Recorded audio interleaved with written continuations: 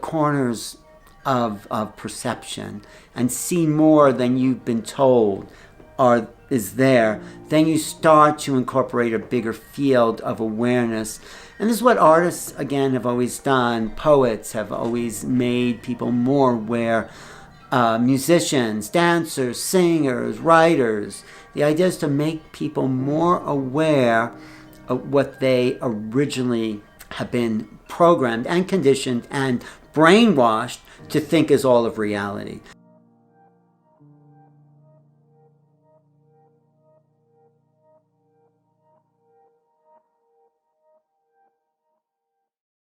Hi, my name is Zenka Caro, and I'm founder of LightNet, and my passion and purpose is removing impossible from the dictionary. Today, we are joined by a dear friend of mine, Alan Steinfeld. I love his energy, his curiosity, and his leadership in this idea of new realities. At one point in the interview, he says that as much as we see in the outside world and how vast it is equally vast inside. And he talks about accessing the creativity and the knowledge of the world by really going into new ways of understanding how this all works. In this interview, he talks about the many interviews that he has done over the years since the 1980s. He talks about doing interviews with people like John Mack, Andy Warhol, Nassim Haramein over the years. And he talks about how all of these people are helping us take that next step in our own evolution. Enjoy the interview. Bye. What did I discover my purpose and passion to be in? I think what excites me the most is to open people up to new perceptions, like to see the world a little differently than what their ordinary programming, cultural conditioning. We're so conditioned to see the world through this very small frame. And I like to open that frame a little more to show people a bigger reality. That's why I call my show, my passion, New Realities, because when you start to see a little more of what's possible, you have new ideas. New things open up for people in their lives to create more magic, more of their passion, more of their expansion for other people. So that's my most exciting thing to do, is the ability to show people there's more to reality than what they thought. You know, it was a slow dawning. It was a dawn where the sun was slowly rising, but I think it started when I switched in college from psychology to English literature. I took psychology because I said, oh yeah, I want to understand people and all that. My uncle was a kind of sort of well-known psychologist. He was looking at perception too. That kind of opened me up. And I wanted to take psychology to understand a little bit more. But then all these awful, boring statistics, all these case studies, and I took one literature course in college, and it's like, wow, these writers understood what human passion and desire and intent were all about. And I went deeper into literature. I read Shakespeare. It's like, this guy really understood the motivations of people, way beyond anything I ever read in any psychology book. And then I took a year of James Joyce, where Joyce was writing in a stream of consciousness, at least in his book Ulysses, which was his first major classic. I mean, he had written other, but Ulysses was stream of consciousness. You're inside other people's heads, seeing and thinking what they're thinking. And I said, wow, I'm like being that person and seeing their reality, and then seeing their discoveries of a reality as they're having experience. So we all have experiences, but the focus of your consciousness limits your experience. So I discovered with stream of consciousness, experience doesn't have to be put into a box. It's not like anything. There might be unnameable identifications of certain experiences that are beyond what culture is telling you is possible. And then, of course, that got me into the whole UFO thing. Really? Then what is these other things out there that no one can explain? So it was kind of a slow dawning, because getting back to when it dawned on me, the UFO phenomena, and whatever that is, because we don't know what that is. It's something is out there, represent a challenge to everything we think is possible in reality. There are no rules, and we're trying to put into a box of the known, and it's totally outside the box. And this is what scientists and politicians and media, they want everything in a little box. So the role of the UFOs, and I have to say the role of the artist, it's him or herself, is to stretch the boundaries of the possible into the unknown, infinite, impossible. So I know it's a little rambling, but that's sort of like, it ties my fascination of consciousness with UFOs into the creative imagination, which is unlimited.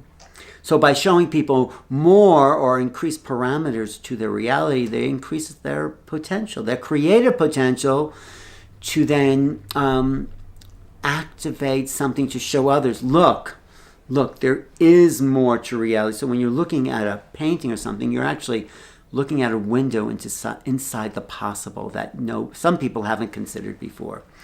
So Marshall McLuhan said the artist is looking out the front window of the car, and everyone's looking at where they came from, behind them. And the role of the artist is to look out and see the new.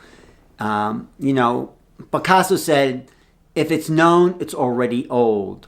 So we have to keep pushing the envelope of the new and the impossible, because that's the only way the world can change. It's up to the artist. So that's my kind of follow through from the nature of reality perception to those pushing the boundaries of perception into new realities. There's nothing to fear about the unknown, because what people fear about the unknown is their projection of the known onto something else. Because the unknown is only full of possibilities and things you have yet to discover. There's nothing to fear about the unknown. All that is just human thought, anxiety, projection. That's not real. It's not real. When you meet the unknown, it's full of infinite potential. That's the gift of human consciousness as it interfaces with 3 or 4D reality, is to make known the unknown. That's what my teacher, Ramtha, said. He said, we're here for really one reason, to make known the unknown, pushing the envelopes of creation into something that is yet to come into form, so other people can, this is my extension of that, other people can enjoy your creation and by extension add to that creation. So we're here as creators to emulate creation in the act of creativity. That's what photographers do. It's like, oh, no one's seen this little thing, I can capture that. Or painters, or it's all the imagination. And William Blake said the imagination is the true human being. So we're not here to have a job or to even have relations or families, or all that happens. All that stuff happens. Our real gift of incarnation is to create something from your pure imagination that everyone will say, wow, that's something new. That's something I haven't thought of. That adds to the evolution of culture, consciousness, and human potential. Your gifts, and everyone has their own gifts, is to add and to increase, like what some people call the fingertips of God. You're stretching out and touching more. You're making something known that is yet to come into view. And then by your actions, you're bringing, I don't want to say new realities again, but you're bringing this incredible new world into the human awareness. I have to say where it started, this quest for new reality, it started, I was really a hyperactive child. I couldn't sit still. I was always shaking my leg. I could never fall asleep at night.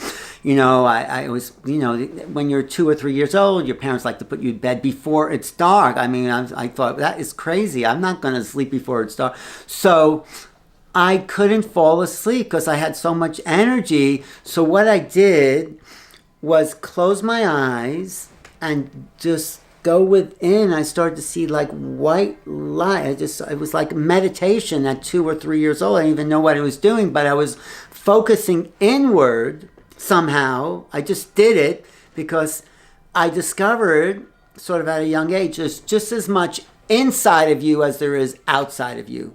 The personality is just like this thin line between the inner and the outer, but it's infinite on both sides of that line. I mean, it just has to be somehow. I mean, I can't explain that, but it just seemed obvious. Wow. And to discover, wow, there's this infinite aspect of the mind as much as there's this infinite aspect of the world. It's like, I didn't know how that was possible. I couldn't explain it. I just sort of understood that somehow. That somehow we were infinite in inner and outer. And I wanted to explore that. Not just with literature, but then I didn't know what I wanted to do when I graduated as an English literature major. But I came to New York and worked in film. And then a friend of mine had this interview show on public access, and he wasn't asking the questions I would ask. So I knew I could do good interview because I'm curious. It's like, where did my curiosity end up is finding out, tell me what you know. Tell me what I can learn from you. So, my show's not about disagreeing, or it's about learning from me. When I interview people, it's like, I want to know the universe that exists inside you. What do you have a peek into that can increase my perceptions, my awareness? So, I've done my New Realities interview show since the 90s, I guess 30 years. First on public access, and then when YouTube started, I was one of the first to have all this creator content, and got a creator's, whatever that was. I was creator on YouTube 2006, and then YouTube was bought by Google, but I'm still doing that. So that curiosity led me to people that I knew were original thinkers. Like when I first read an article by Bruce Lipton in a little paper up in Washington State, I said, I got to talk to this guy. So I sought him out, and before he had published any books or anything, and he sat with me for 3 hours going over his whole thesis of the cells are an aspect of creation and the infinite. So it's like it fit in, but it fit into what I was thinking, but it also brought me into understanding biology in a whole new kind of spiritual way. And other original thinkers, like I met Alex Gray, said, when I first saw Alex Gray's paintings, it was at a gallery, it was called the New Museum in New York City.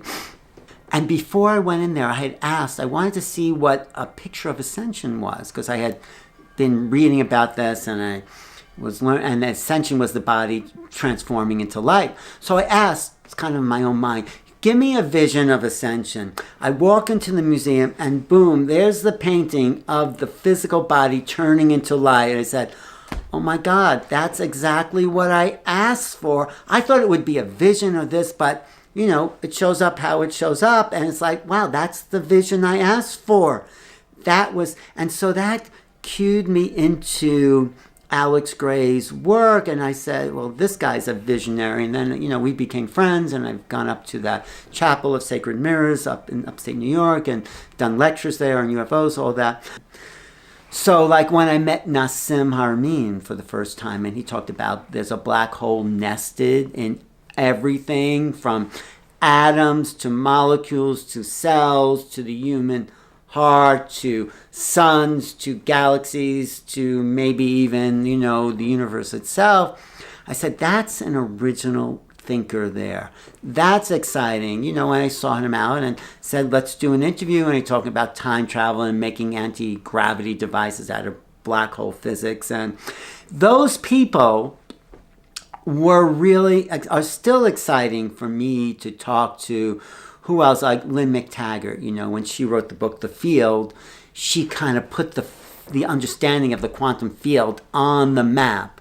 Or talking to Hal Puthoff about remote viewing and Who else are really people that stand? Even JJ and Desiree Hertog, when I found out JJ had left the planet for 3 days with his body and went to these higher levels of consciousness, I wanted to know everything he had to say. So there's remarkable people on this planet, have so much to share, and I'm really interested in sharing what they have to share and giving them a voice for other people to be influenced by their new reality they've discovered. And there's so much to be discovered.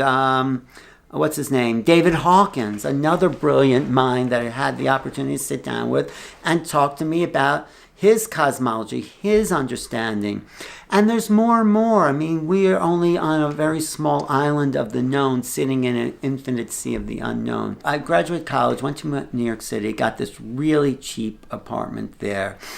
And me and my college roommate moved in. We were paying $90 a month, each of us. So, and that was still, it was maybe not a challenge, but it was like, gave me the opportunity to live in New York and walk out on the street and say, okay, what adventure can we happen today? Who am I going to meet? You know, running into Allen Ginsberg or William Burroughs or Gregory Corso or Harry Smith, if you know who Harry Smith was. These are like, you know, in these villages were like, you know, the locals, and it's like, oh, or, you know, going to some wild bar where there were transvestites dancing. This was the Pyramid Club. It's like, you know, I never saw transvestites. And then it's like, oh, okay, that's fine, you know. Actually, seeing transvestites made me go to accept channeling a little bit. Well, these people think they're that, and these people are channeling this. It's not that much of a stretch to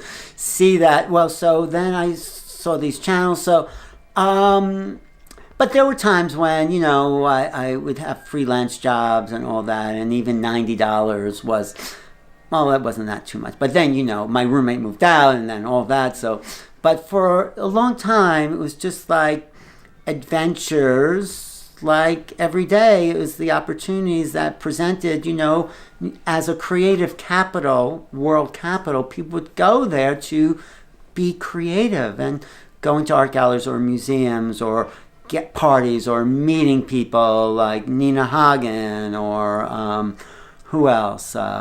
Lots. Andy Warhol, another character. You know, he once said to me, "What's the secret to immortality?" I said, "Andy, you have to take care of yourself." That's why. You know, but there were a lot of creative people in New York in the 80s and the 90s. You know, meeting John Mack. When I met John Mack, it's like, wow, this guy has a whole new view of what alien contact is. I mean, he was a Harvard psychiatrist, and he was challenged, are these people crazy, or are they having a real experience? He says, and I heard him say this personally, and, you know, I knew him, he said, according to his expertise in psychiatry, these people are having real experiences. So John Mack really qualified the abduction, the contact experience as real. These people are having something happen to them. They're experiencing trauma. Something's going on there. And so he was a huge factor in where we are today in shifting from an acceptance of people's experience, you know. And my uncle, who I mentioned earlier, who had knew of R.D. Lang. R.D. Lang wrote the book called Knots and personal, and what is it, The Politics of Personal Experience, where if you're having an experience, I can't argue with that. That is your experience. I may not believe you, but it's your experience. So he would sometimes work with schizophrenics, R.D. Lang, and say, well, he gets sucked into their reality. He'd have to get pulled out because he's so far. And there are people who are a little schizophrenic, who are, and you can tell if they're having delusions of grandeur, you know, like, oh, I'm the only one. And those are the people that you have. But people having experience that say, no, I was aboard this UFO and this happened to me. Well, most people don't want to admit that, and I don't think that's delusional. It's an experience that they have yet to understand. So I think meeting people like John Mack, who was a huge visionary, very well versed in psychology, but also started to be open to what's possible for these people as inexplicable experiences. And accepting inexplicable experiences was another influence that I admired. Meeting Bud Hopkins, who, after I had my own abduction experience, I met him, and he said, yeah, that sounds like what other people are experiencing. So there's been great thinkers out there and great innovators of what is this human experience. And those are people that really excite me still. Zinka Caro, another one, a great artist, great passion, so excited about spoon bending and so full of energy that people bend spoons in her presence. That's like one of my favorite people who can do that. So there's always someone with a new idea that I'm looking at and saying, how do we bring this out into a bigger picture of the possible? Innovative artists and everything is open. It's all an art form, really, about how do we expand experience. And, people need to have expanded experience because it's not about what's on television or your computer. It's like grounded, embodied, personal reality. How do you experience just going out in nature? Talk to a tree. And you know what? That tree will talk back to you. If you get quiet enough. This is what the Native Americans would do. They'd sing to the plant, and the plant would tell them what they were good to use for the human body. That's good for headaches. That's good for this, And the plant would, if you're receptive, this is a real shamanic way of thinking, because a shaman, in my definition, has a two-way conversation with nature. It's not just what I think, it's what are you receiving, which goes back to that right brain awareness. What are you receiving from the world that the world is telling you about plants and minerals? That's how it's all been discovered originally. They didn't have laboratories. They said that, they took something into their body, they talked to the plant, and, they got in touch with this connection to nature. People looking at the stars. Well, why are people aquarium? Because somehow they were so sensitive back then. There wasn't any television. They were able to feel the vibrational shift from one sign to another. Of course, the whole science of astrology was created, or numerology, or palmistry, or all these esoteric sciences are based in the sensitivities that humans still have the capacity for if they just get away from their digital phone, which is telling you everything that they want to tell you. It is hard you have to wander around a lot and kind of go into what a dark night of the soul, people call it, where you don't know what you're here to do. You don't know what your passion is, because all these things are being thrown at you, and you have to just allow yourself to stop. I sort of did. I regret not studying filmmaking. I took a little film, but yeah, I made some films, but I think filmmaking is like something I'm really excited about. But you have to just stop and find out what is your highest excitement, to quote Bashar. What is, and it could just be traveling, it could be sitting at a cafe, it could be drawing. It's like, if you can trust, and this is what Bashar says, if you can trust what it is that's exciting you the most about this experience on planet Earth, and you follow that and trust it, you are fulfilling your destiny. You really are. So if you don't know what you're here to do,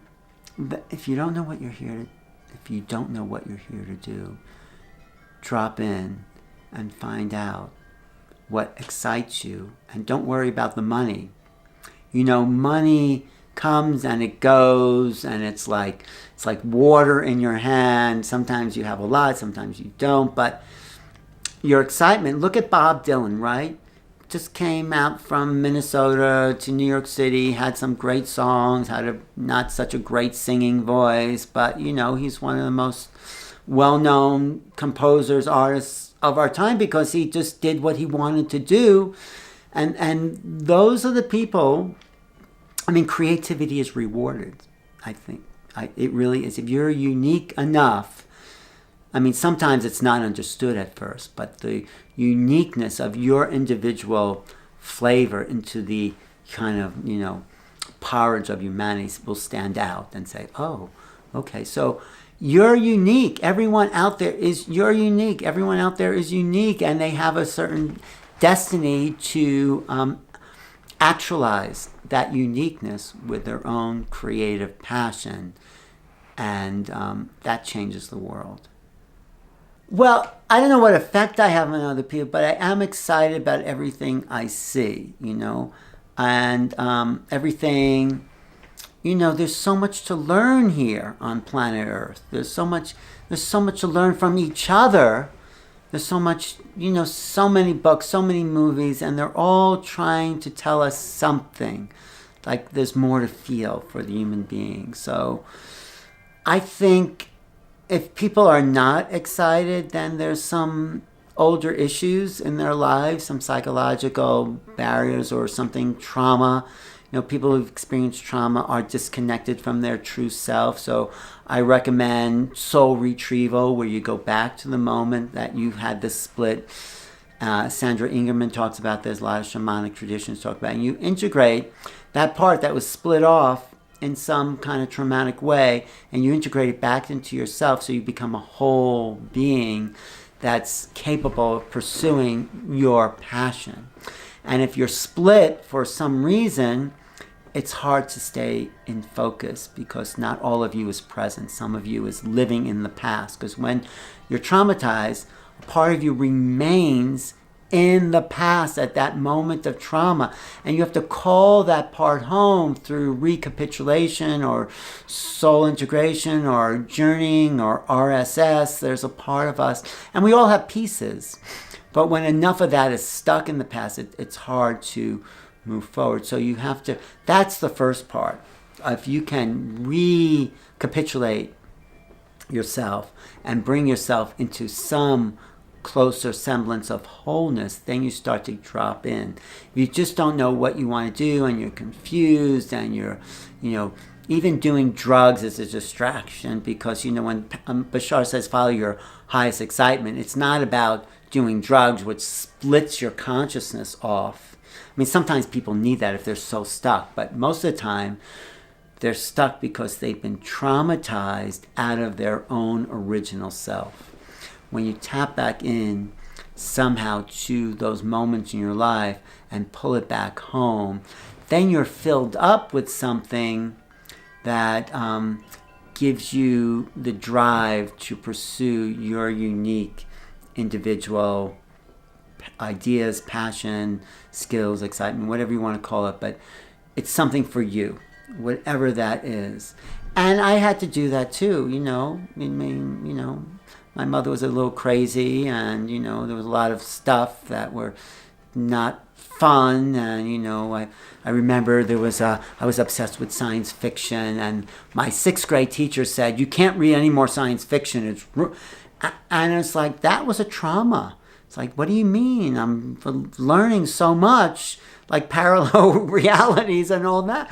And he was just, some dogmatic person who thought they were doing the right thing, and they weren't, because they weren't listening to what someone who was passionate about something was doing. So, I think if you can work through whatever's in the way, then we can all be excited, because, right, there's so much here to be excited about. And it's changing, and we're reaching, I think, a very crucial point in human history where maybe, perhaps, it all comes out. Maybe this is the end of wars, perhaps. We've been doing the same thing for thousands of years.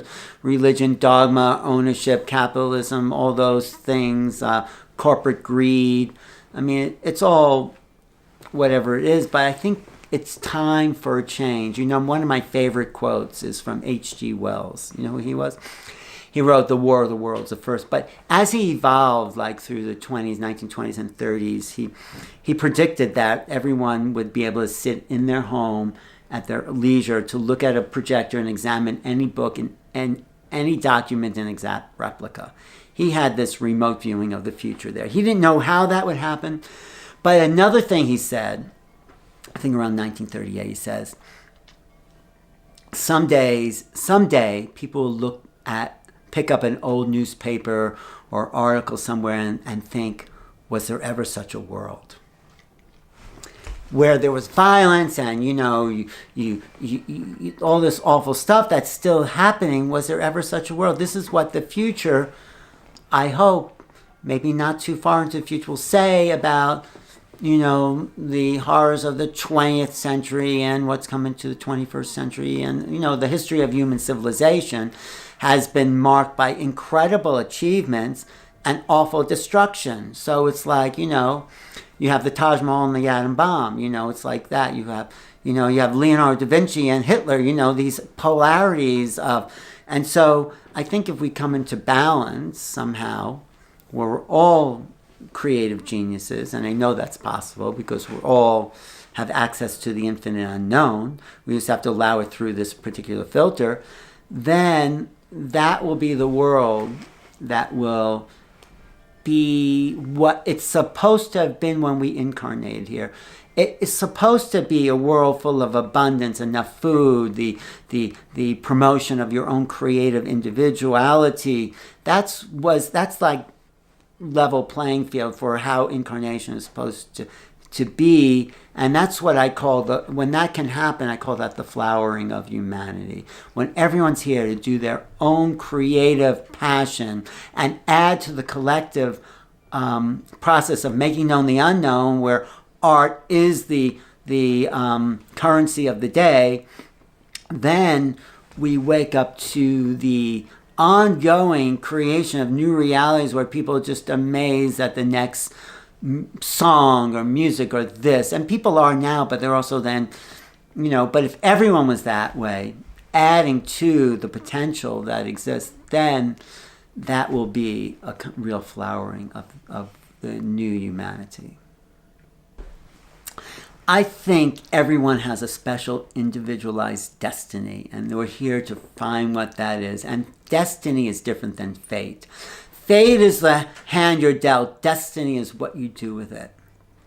So you have a destiny which can change what you think is your fate, So destiny is how you're going to put your most excited passion to be the best person possible. It's Joe Dispenza. How do you tap into the quantum field to be your most highly developed self? To create the timeline that will give you and everyone else the most joy. Are you looking to begin your life of passion and purpose? We are waiting for you with our groups of 8 to 12. These loving teams are formed to look over our success data to find the fastest and funnest and most direct way for you to find your purpose and calling in life. To find out more, go to holomovement.net/purpose.